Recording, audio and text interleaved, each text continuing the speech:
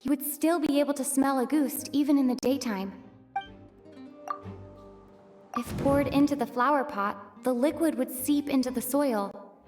That might prevent the substance from taking effect. There's a sticky substance on the edge of the flower petals. It's one I recognize.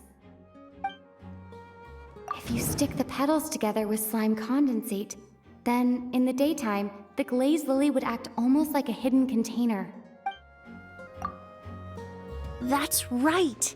He applied a diluted form of slime condensate to the petals to stick them together and enclosed a sample of Auguste in the center.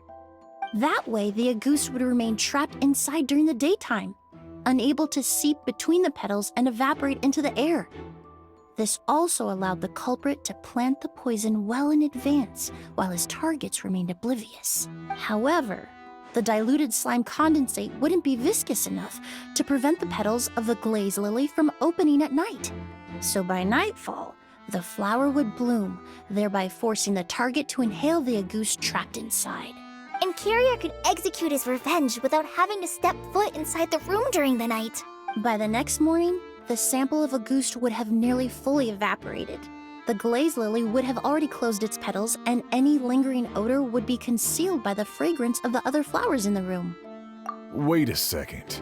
You're telling me this version of Auguste is so toxic, inhaling the minute amount trapped inside a flower is enough to kill a grown man? And how did Edgar even survive ingesting a whole bottle of the stuff? That's because Auguste is just as dangerous now as it was all those years ago. The level of toxicity has never changed. Only a small subset of people are truly at risk. Ah, you mean people who are sensitive to elemental energy. So it's just some sort of happy coincidence that Sylvain and Lucien are allergic to the stuff? That can't be right. They were involved in the operation all those years ago. If the stuff gave them a bad reaction, they would have known from the very start. I wouldn't use the word allergic necessarily. It's more like they're susceptible to its effects. But that distinction isn't important right now. You can think of it this way. It's not that Sylvain and Lucien are innately sensitive to elemental energy, but that Kyria found a way to ensure that they would be.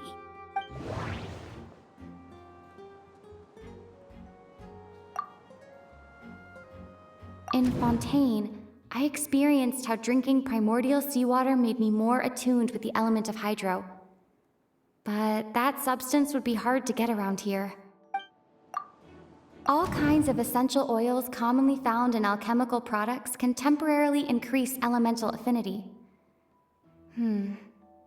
But it would be difficult to force someone to use them without knowing it. The incense I smelled earlier seemed familiar. Thinking back on it, I'm almost certain it was the scent of spirit borneal. In Sumeru, scholars use spirit borneal to aid meditation and stimulate their connection to the Dendro Archon. Alchemically produced essential oils, the primordial seawater that caused unrest in Fontaine not too long ago. All of those are substances that can heighten your sensitivity to elemental energy. That stuff gave us a lot of trouble when we first came to Sumeru. Ah, yes. I definitely remember that. In Sumeru, it's not uncommon to use incense indoors, so its presence wouldn't arouse suspicion. The flowers in the room could also serve to mask the scent. Flowers were pretty important to this plan, huh? The glazed lily is native to Liyue. It would be completely unnatural to have one here in Sumeru if it weren't for the exhibition. What a coincidence. Actually, it's not a coincidence at all. No wonder he was willing to pay a small fortune to rent out the hotel. He probably used the mora Yelena left him, don't you think? That money was supposed to set him free, but in the end, it was just a tool for his revenge.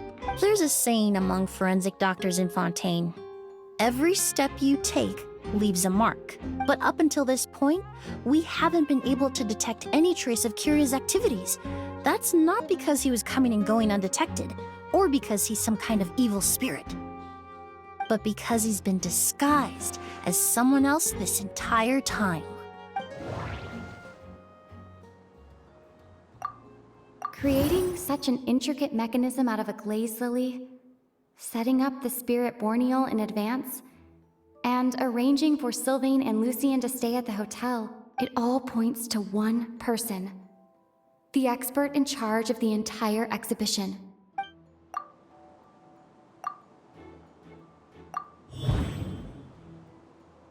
Kyria and Edgar are one and the same. But Kyria was only in his teens back then. He wouldn't even be 40 years old by now. Edgar's lived here for so many years. Even if he changed his appearance, going that long without giving anything away, it would be impossible. Bad news, Sheriff! Mr. Edgar was attacked! What? A dark shadow-like figure just ran out of his room. It was giving off a really ominous aura. But before we could even react, the figure up and disappeared like some sort of ghost or something. By the time we got a look inside the room, Mr. Edgar was gone. Do you think Kyria kidnapped him? I need you to think very carefully about this.